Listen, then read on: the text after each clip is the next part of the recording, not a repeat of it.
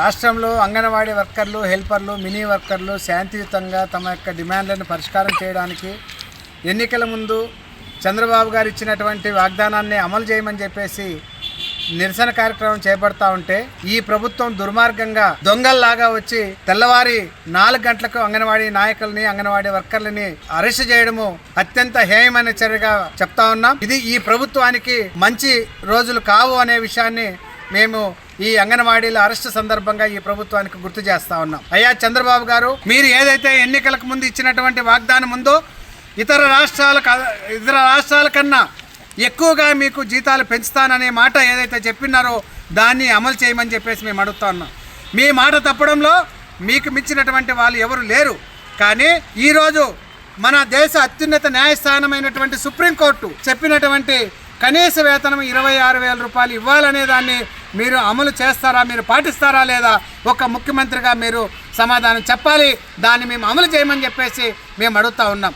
వెంటనే పరిష్కారం అయ్యే విధంగా ఆలోచన చేయకపోతే ఖచ్చితంగా ఈ రాష్ట్రంలో అంగన్వాడీ ఉద్యమానికి ఈ రాష్ట్రంలో ఉన్నటువంటి కార్మిక వర్గం తోడై మరొక పోరాటానికి శ్రీకారం చుడతారనే విషయాన్ని, ఆ పోరాటంలో ఖచ్చితంగా ఈ ప్రభుత్వము కాలగర్భంలో కలిసిపోక తప్పదనే విషయాన్ని గుర్తు చేసుకోవాలని చెప్పేసి తెలియజేస్తూ అంగన్వాడీ సమస్యల్ని వెంటనే పరిష్కారం చేయాలా, వాళ్ళ న్యాయమైన కోరికలను తీర్చాలా, వాళ్ళని అరెస్ట్ చేసిన వాళ్ళని వెంటనే విడుదల చేయాలా.